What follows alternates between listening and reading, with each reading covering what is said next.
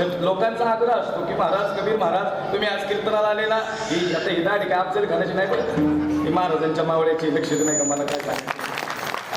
अनेक ठिकाणी महाराष्ट्रभर 5 राज्यात कीर्तन करताना लोक मला आग्रह करतात महाराज छत्रपती शिवाजीराजे आणि धर्मवीर शंभूराजे शेवट 10 मिनिटं तरी सांगा.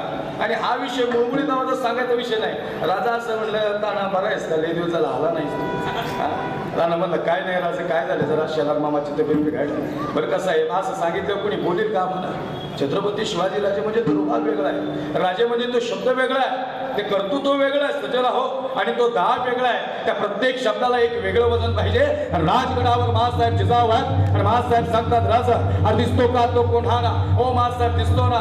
राजा त्या कोणावर फडकणारे ते दुश्मनांचं निशाण दिसतं का, हो मासाहेब दिसतो ना.